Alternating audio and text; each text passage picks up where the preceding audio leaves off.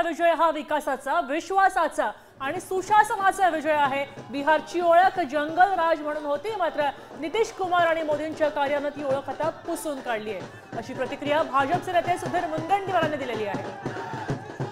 बिहारच्या जनतेने जो आरजेडीचा आणि काँग्रेसचा जंगलराज बघितला होता, ज्यामध्ये IAS अधिकाऱ्याच्या पत्नीवर बलात्कार व्हायचे पण FIR दर्ज होत नव्हती, गाड्या चोरी व्हायच्या, त्याचे स्पेअर पार्ट्स निघून जायचे। मला वाटतं की त्यांच्या गालटेनमध्ये आता तेल नाही, आता केरोसिनचे दिवस गेले। करण्यात उशीर झाला, त्यामुळे यामध्ये अखिल भारतीय काँग्रेस कमिटी त्यांचं निवेदन ते करतील की ज्याच्यामध्ये जास्त बारकाव्यानं आणि व्यवस्थित पद्धतीनं सांगू शकतील।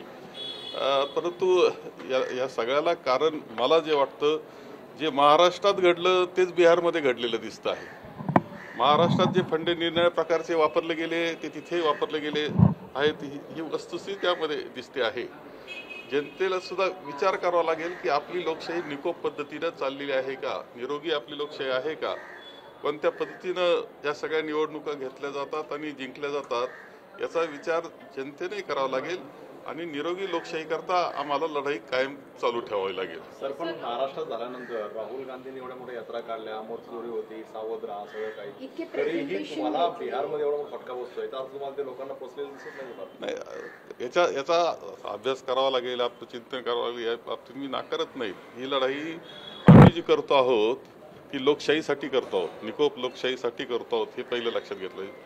जय पराजय हा तर निवडणुकीचा भाग आहे। आपल्या राज्यघटनेनेच पक्ष दिलेले आहे, मतांतर दिलेले आहेत, पक्ष सत्ताधारी दिला, विरोधी पक्ष दिला, जय पराजय त्यामध्ये आहे। परंतु तो निकोप पद्धतीनं होती का ही प्रक्रिया? माझं मत असं आहे की निकोप पद्धतीनं नाही, अनेक फंडे वापरले जातात आणि त्यातून अशा प्रकारचे सत्ता हासिल करण्याचा, हस्तगत करण्याचा प्रयत्न होत असतो, त्याचा हा भाग आहे। तुम्ही महाराष्ट्रामध्ये स्थानिक स्वराज्य संस्था निवडणुका देखील लढवणार आहात, मात्र हा निरोप महाराष्ट्रामध्ये तरी पोहोचेल का घराघरापर्यंत? नाही, आम्हाला तर बोलावंच लागणार आहे। आम्ही पाहिलंय की इतक्या मतदार याद्यांमध्ये चुका होत्या विधानसभेच्या वेळेसच, तरी त्या दुरुस्त न करता 1 जुलैला पुन्हा त्या राज्य निवडणूक आयोगाला देण्यात आल्या आणि पुन्हा त्याच्यावर हरकती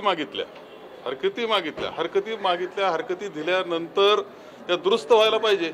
तर उलट तिथं स्थानिक जे निवडणूक अधिकारी तहसीलदार ते आहेत ते उत्तर देतात का हे दुरुस्त करण्याचा अधिकार आम्हाला नाही, हे मजजवळ रेकॉर्डवर आहे, मजजवळ।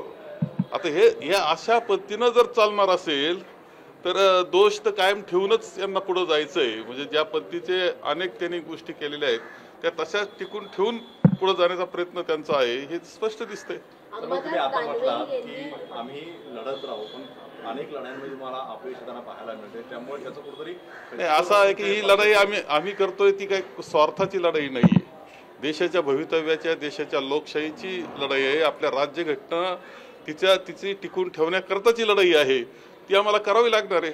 किती त्रास होईल, किती काळ होईल, याच्यापेक्षा आम्ही इतिहास जो नोंदला जाईल त्या बघा, बिहारमध्ये निराशाजनक कामगिरी झाल्यानंतर काँग्रेसची बाळासाहेब थोरात यांनी पुन्हा एकदा मतदार याद्यांवर बोट ठेवले।